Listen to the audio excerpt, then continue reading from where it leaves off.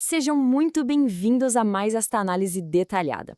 Hoje a gente vai descascar as camadas de uma das histórias mais fascinantes de toda a antiguidade, o Êxodo. A ideia aqui é ir muito além daquele conhecimento básico, sabe? Nós vamos revelar os intensos debates históricos e os profundos embates culturais que estão borbulhando logo abaixo da superfície dessa narrativa milenar. O nosso roteiro de hoje é super direto.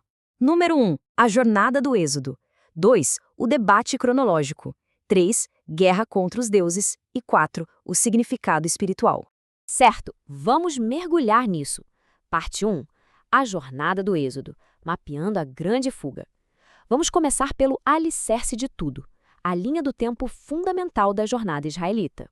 Na cronologia macro, a gente tem um caminho super claro de ponta a ponta. A história física não começa na fuga em si, mas muito antes. Lá por volta de 1876 a.C., Jacó e sua família entram no Egito fugindo de uma grande fome. Avançando para cerca de 1700 a.C., a escravidão começa. Isso tudo vai culminar naquele evento formidável da travessia do Mar Vermelho e finalmente a entrada em Canaã, décadas depois.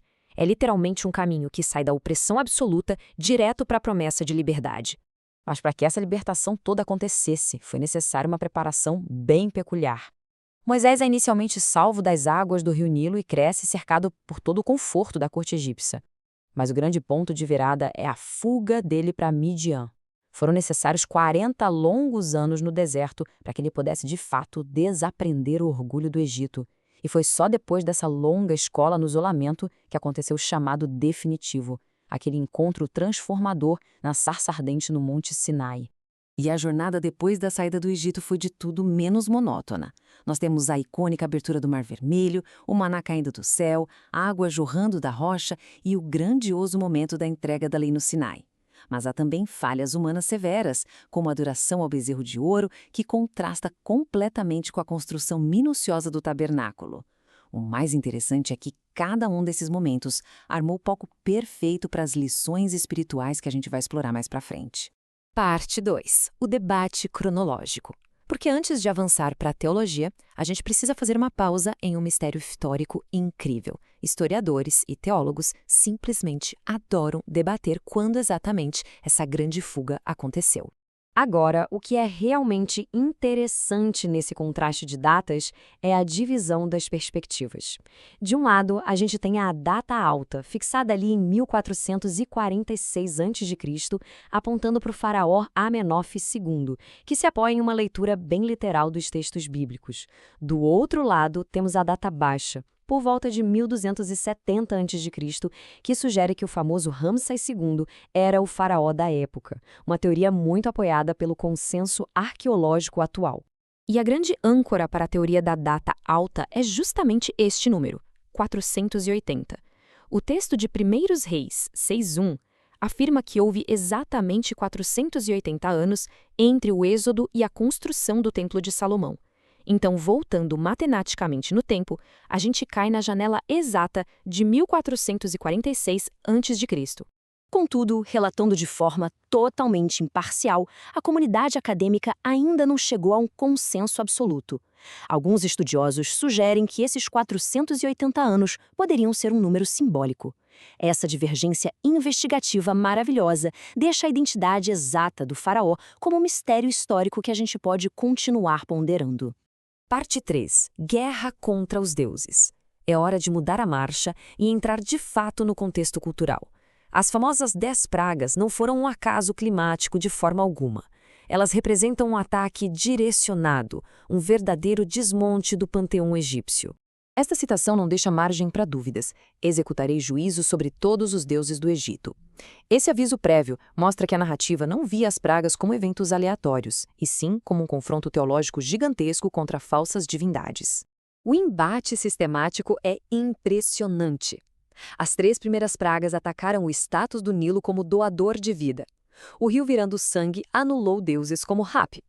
Depois, as rãs confrontaram Requete, transformando o sagrado em maldição.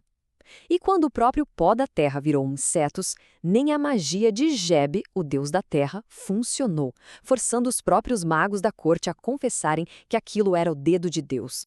Da quarta praga em diante, Deus ativamente protege o seu povo na terra de Gósen, enquanto zomba do deus dos insetos, Khepri. Logo em seguida, os rebanhos são devastados, quebrando a economia do Egito e as divindades representadas por animais, como Hathor e Apis. E quando as úlceras aparecem, fica óbvio que os deuses da medicina, como Imhotep, falharam completamente. Isso ilustra brilhantemente o ápice do colapso egípcio. Os poderes sobre o clima, deuses como Nut e Shu, foram inúteis contra o granizo. A esperança agrícola do deus Osíris foi devorada pelos gafanhotos. Mas a nona praga? Uau! Ao lançar escuridão total, a divindade máxima deles, o todo-poderoso deus Sol-Ra, foi totalmente apagado. Imaginem o terror absoluto que tomou conta do Egito.